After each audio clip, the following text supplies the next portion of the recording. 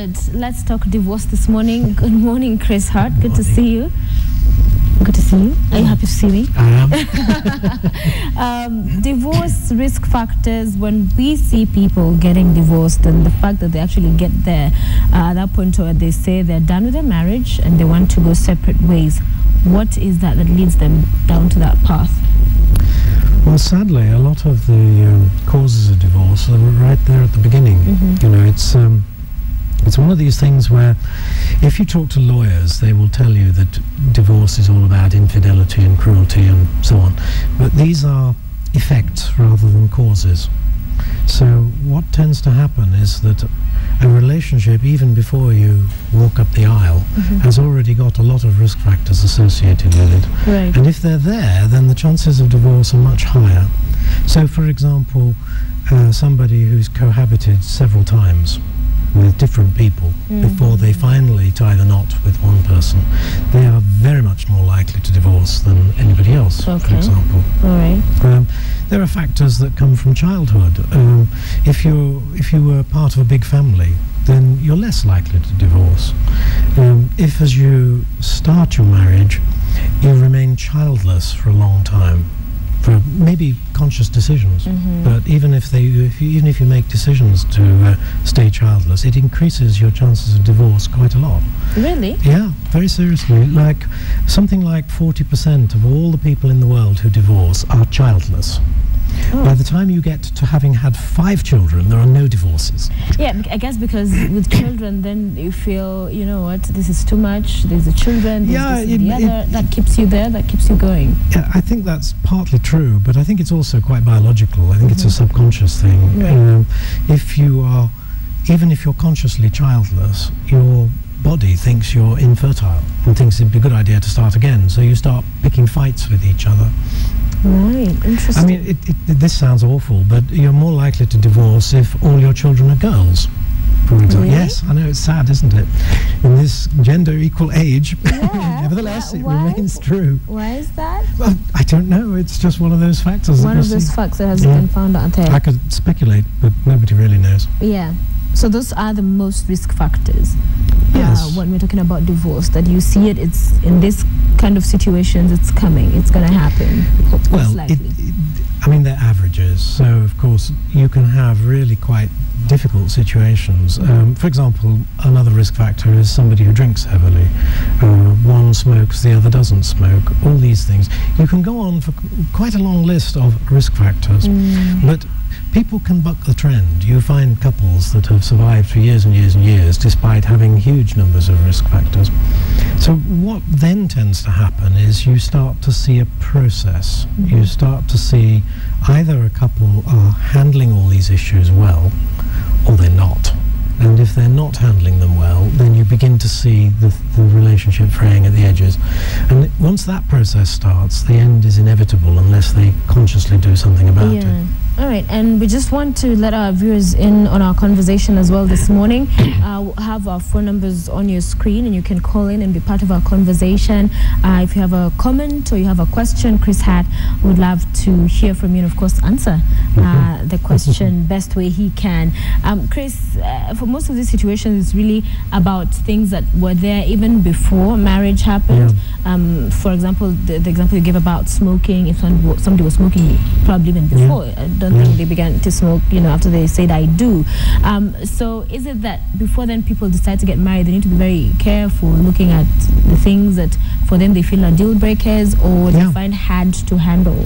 I think this is very, very true. If you go into marriage consciously aware of risk factors like this, you're going into a high-risk relationship. You know, it's like you've often heard me say, don't marry somebody you meet in a bar. Well, for things like that, you see. Don't marry somebody who's got a personality disorder of some sort. Don't marry into a financially insecure relationship, because if couples don't have savings and are rowing about money, another risk factor. All of these things should be sorted out before you marry, to be honest. Yeah. Unfortunately, what happens, Chris, is we have a lot of optimistic people. And going with the figures you gave us the last time, that in terms of the statistics, the ratio, there are more men than there are more women than there are men, especially the eligible ones, the marriageable ones. And so many will go in very optimistic that things will change. I can change him, and things can get better. I'm not saying that divorce comes from one side of the equation. Of course, it's on both ends. But many go in hoping to change the other person. They do, and that is one of the biggest myths there is. It's just not possible, really, to change people. Okay, a few change, but the numbers are very small, and they have to work incredibly hard. You know, it's like talking about a heavy drinker who gives up. I mean, everybody knows how hard that is. Everybody knows how hard it is to stop smoking, for example. Changing the sorts of habits that cause stress in relationships is equally hard. So going into a relationship knowing that you're up against one of these issues is a big mistake, quite frankly. Right, and there are those who give reassurances. You cannot fully blame the ones who are optimistic, because you'll find partners who will say, you know what? And they'll even start, changing at the beginning. They'll say, okay, I'm not going to drink as much. I'm going to have one cigarette per day and not a whole pack. And they start doing those things. But later on, with the stresses of life and the issues, then they go back into that. So even for a person who has begun to change, they should still be caution taken, because they could go back to the same hole at some point. I mean, what it says really is, you meet somebody who's living a risky lifestyle, you want to take the whole of your courtship to be certain that they really have changed. Now, some things do change. I mean, for example, men generally start to lead less risky lifestyles when they have a permanent relationship. So they do tend to drink less, they get up to less mischief, frankly, they commit less crimes, they're less violent, and so on. But those are not things you look at for a week and say, okay, he's changed. Okay. You should look at them for a year and a half, and be convinced that they're changed. But above all, you want to be sure that you're going to be stable.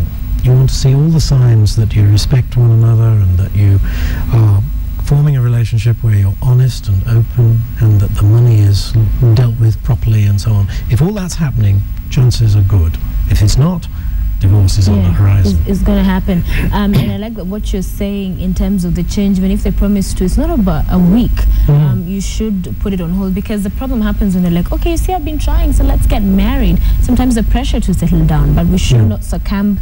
People should not succumb to that pressure when they're not absolutely clear that if this person claims to have changed, then they have gone through the test of time, and time about 1 year. You say? Yes, about a year. A couple should take a year to make the decision to marry. They should take another few months then to sort of consolidate it. And so most people tend to marry after 1 to 2, maybe 2.5 years. If you stick to that sort of time scale, you're on a good path. Okay. And for most people who have come to the point where they decided, I want out, I want to leave this marriage, at what point are most of these people in? Because it's really a hopeless place that you don't see any hope. First of all, it generally happens about 2 to 3 years into the marriage. That's the peak time for a divorce. If you get to 4, 5, 6 years, then the figures start to fall off. The people who've managed to get to that stage have managed to solve most of the problems. Now, what you need to be watching for are the problems you're not solving. If you are up against big issues in the relationship, and you're on some sort of spiral that they just keep going up and up and up, then sooner or later you're going to start getting nasty to one another. And as you start to get critical and start being rude and all the rest of it, those are very clear signposts on the way to divorce. If you are criticizing one another, being rude, being defensive, not talking, ignoring one another, if you start seeing those, you can almost count them. And by the time you get to the 4th one, the lawyers are already licking their lips, thinking you're coming. You're coming. But that shouldn't be the first recourse for people who have challenges in a relationship, because sometimes you would get the sense that people are rushing to the divorce, to the end of the marriage too soon, before exploiting all the avenues to resolve issues in a marriage. I mean, the sad thing is that people don't start to tackle their problems early enough. Yeah. I mean, if you realize that something's going wrong in the marriage and you start working on it, whether it's just real conversations between you, whether it's buying self-help books, whether it's going to see a counsellor, if you start doing those things early, then the chances are you're going to solve the problems. If you wait until things have really deteriorated, by that time some really bad things have started to happen. People are getting abusive, people are getting violent, people are getting unfaithful. All these things come along as a relationship starts to unravel. Now, by the time you're dealing with those things, everything's getting very difficult to deal with. When there are too many, it's a huge, it becomes a humongous task. So for you, your advice is in a marriage where there are issues, and there'll always be conflict. It's part of life. Yes, inevitable. You'll not laugh every day, you'll not be happy with your partner every day, but it is not to ignore, push aside, under the carpet issues, but to address one at a time to avoid them escalating and becoming this huge mountain. I mean, I have a test, really, which is you should ask yourself just about every single day, am I happy? Am I happy in this relationship? Every day. Am I enjoying looking forward to going home in the evening? Am I having pleasant conversations with my spouse? When the issues come up, is it a pleasant conversation and do we fix it? And if you start saying no to some of those things, then it's time to start saying, okay, now what's really going on? And the real key thing is not to focus on the superficial things, you know, like the guy leaves his socks around on the floor. Ask the question, what's really going on in this relationship? Why am I feeling what I am? One of the things you start to notice pretty quickly is that the things that the divorce lawyers write on the papers are not the things that cause relationships to unravel. The sort of things that really cause relationships to go wrong are when people start feeling lonely, when they realize they're not actually talking to one another very much, when they realize they don't know each other as well as they did. You know those wonderful TV games where you ask the two spouses, what's your shoe size, and they don't know anymore, you know. If you're getting into that area, you've got to do something about it. And for some, it gets to the point where it's all about when you're upset and I'm upset, everybody holds their hardline position and nobody wants to be the first to come and say I'm sorry, even if you were the one, you feel you were hurt, you feel it was not your fault, and the other person feels the same way. And so then if both of you feel you're right to think what you think, and then there's nobody coming in to bring about peace and resolution, it's tricky. And I was talking to somebody who says for them what they do every time, even when they're sure they did no wrong, they'll always reach out. So for most couples is sort of like pride. They don't want to, yeah, that's true. I mean, skillful couples, and these are skills, these are things you have to learn as you go into relationships. Skillful couples learn a lot of ways of defusing tricky situations. Like, for example, a classic one is that if they want to have a serious conversation, they always do it at a place which is not intimate, like, for example, the dining room table. And then the signal then that it's over is that you go and sit down on the sofa. Now, you're not allowed to have a row on the sofa. So once you get there, you start being nice to one another again. If you need to go and talk about something, go back to the table. And just that formality about when you argue can make a big difference to a relationship. And can force you to actually get to talk. Let's speak to Mukanya, I think is calling us from Bungoma. Good morning. Morning, Manuna. How are you? I'm fine. Thank you for bringing in Dr. Chris Hart. Well, we're glad you're watching. You have a question or a comment? Yes, I have a comment, both a comment and a question. Go ahead. I will start with a comment. About divorce, according to the several articles I've read on the dailies from articles from the Dr. Chris Hart, the way they shatter plans, those short-term plans and long-term plans of the relationship of these two people. So I would like to ask Dr. Chris Hart, how exactly can you, how far can you go to prevent divorce in a relationship, even if the situation is at its nadir, but how far can you go to prevent it and not just allowing it to happen? The second question is this. When it comes to divorce and when it comes to a relationship and you love this person and it's all about, the doctor talked about being happy. So you want this person to be happy, and this person will be happy if he lets you or he or she lets you go. So if you are apart, you are happy. So can you agree just to be happy, to divorce so that you can be happy? Thank you.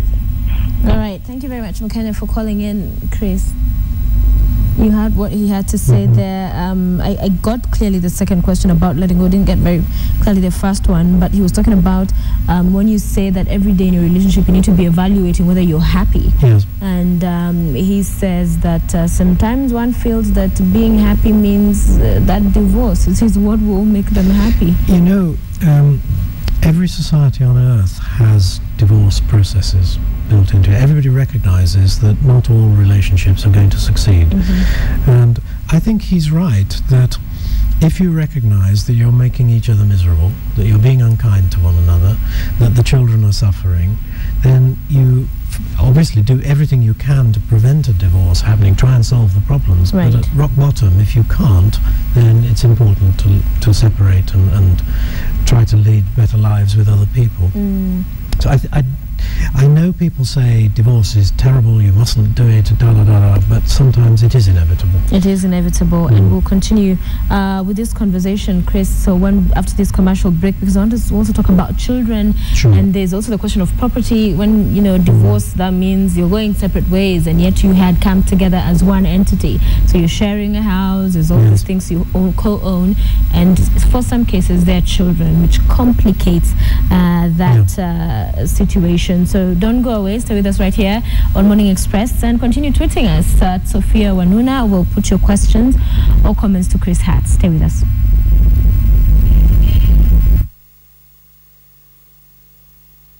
To win a car worth 2 million shillings you find listed on OLX, enter the OLX Uza Ushinda promotion now.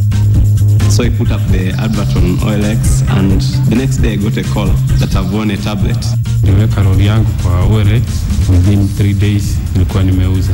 I intend to sell more stuff on OLX. Nimefurahia hii facility ya OLX.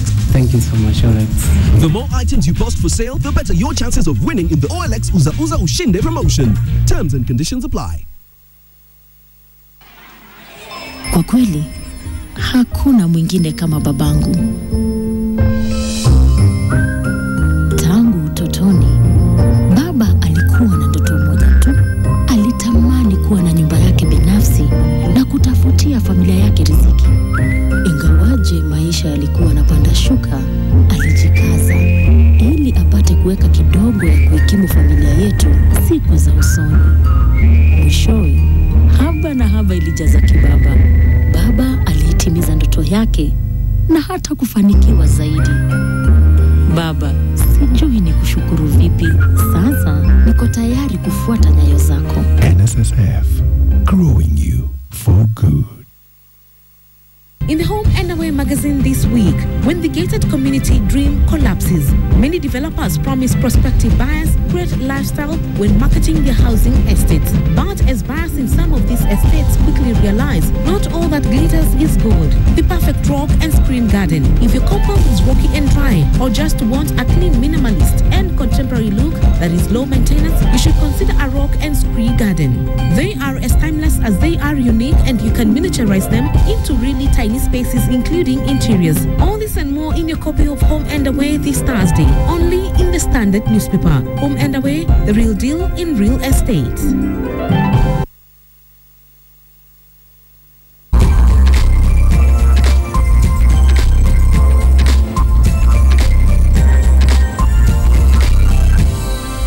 Welcome back to the show. We are glad you're watching. We have Chris Hart in studio. We're talking about divorce this morning.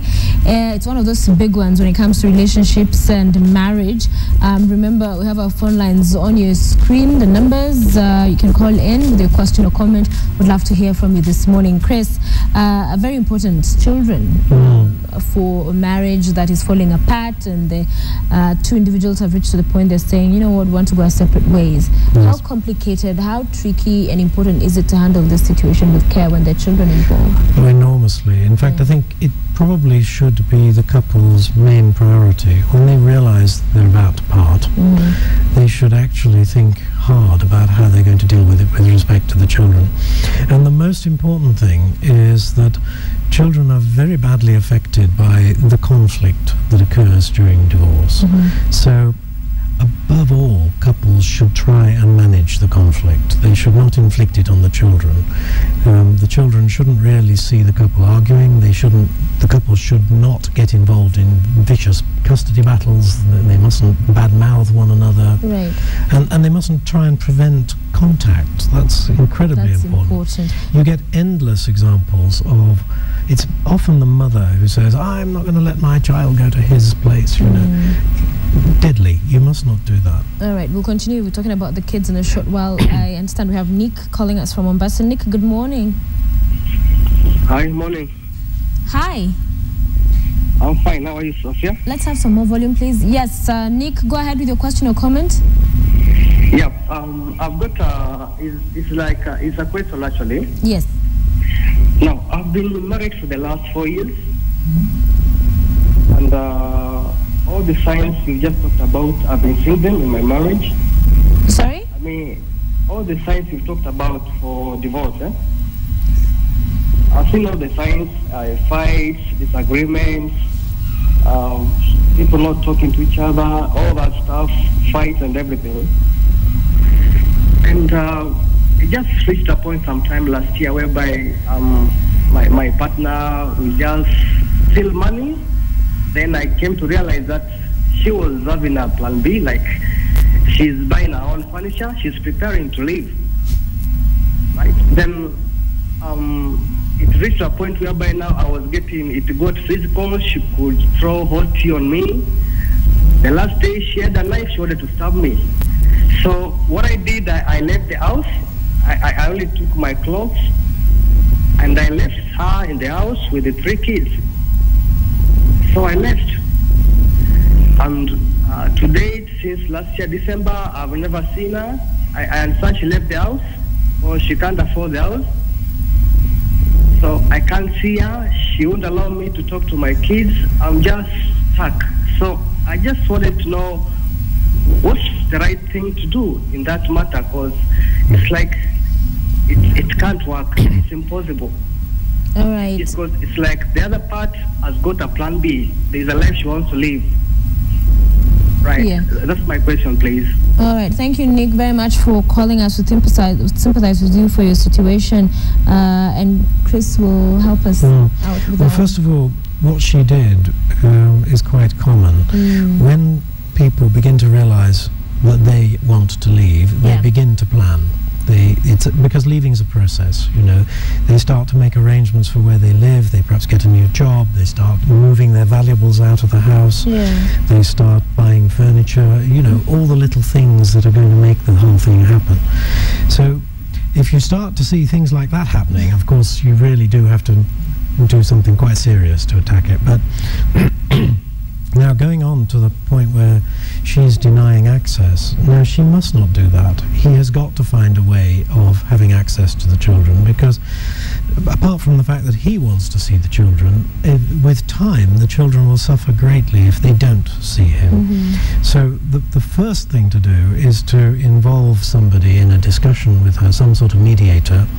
It might be a member of the family, it might be a pastor, it might be a lawyer trained as a mediator, it might be a counsellor, but somebody has got to, let me be blunt, talk some sense into the woman. You must not prevent an absent father seeing his children, because if you look at all the indicators of outcomes for the children, by and large, divorce can be very bad for children if the parents do not cooperate, if they deny contact, if they do all the usual rowing and all the rest of it in front of the children, then the children start to perform badly at school. You find that in due course they don't become successful adults and they don't form successful relationships of their own. And the sad thing is that's all easily preventable. All the children need is for their parents to be cooperative. and to get along. I mean, inside they might be really angry, really hurting, but not in front of the children into that. All right, Samuel is calling us from Kitale. Samuel, good morning. Samuel? Okay, we've lost Samuel. Do call back. Keep your calls coming. But very important, because I think it takes a whole great deal of maturity and presence of mind to realize that, yes, I'm very upset with Chris, and perhaps for very good reasons. But the children are innocent. They're not in this. And so using them, and we see that a lot, especially with mothers, they'll use them as that, hurt him more. Because, of course, he loves his children as well. But we see the children being tossed around, but that should not happen. Absolutely. The parents should recognize from the outset that when you've been in an intimate relationship and you've got children, in fact that relationship never ends. It just moves into another phase, and you've got to learn to do it. And it can be very difficult because people can be very spiteful, and one way or another you've got to get yourself in a frame of mind where you say, I'm not going to do this. And you've also got to take decisions, very mature decisions, like, am I the right parent to be the custodian? Should the children live with me? The children will gain greatly by living with the most stable parent, and that might be the father. It does not have to be the mother. And it takes a lot of maturity to say, actually, my life is not very stable, they'll be better with the other parent. The other person. Take that decision if you can. And whatever you do, cooperate. So have a clear set of rules about how the children spend time with each other, and make sure that they can always contact the absent parent, that they've got access to a phone, for example, and they can talk to them. Okay, let's finally speak to Samuel. We're having back online. Samuel, good morning. Good morning, Phil. How are you, Samuel? I'm very fine. We need you to speak a little bit louder so we can hear you. Go ahead with your question or comment. Okay, I'm grateful over what is actually taking place there. And I'm getting some very actually important points from Chris Hart. Right. But my question is, what are some of the psychological actually problems or trauma that maybe children, especially if you have children and they end up divorcing? Sorry, would you come again? I got it. Okay, the question is, what are the psychological problem or trauma that maybe the children might undergo if you separate? All right. Thank you, Samuel. We appreciate you for calling and watching the show this morning. Psychological trauma and challenges that could affect the children. I mean, at the point of separation, the children are very badly affected, especially if the couple have not actually been rowing very much beforehand. So it comes as a bit of a shock to the children, which it often does. They'll be very anxious, they'll be very angry, they'll be in denial, they'll be desperately trying to persuade the parents to get back together. They will go through a grieving process. It's a bit weird in children, it's not the same as it is in adults, but the long and short of it is they'll have behavioral issues, they'll do badly at school, all sorts of bad things will happen, but over a period of a year or so those will all die away, providing the parents are cooperating and helping. If the children begin to see stability emerging again, and they begin to realize that their father is still around, their mother is still looking after them, they're still going to school, they're still having the same rules in the house, and all those things are effectively unchanged, then everything settles down again. In the case where the couple don't get along, then of course the outcomes are quite bad. The children will grow up to be much less successful on average than they would have been if they were in a complete family.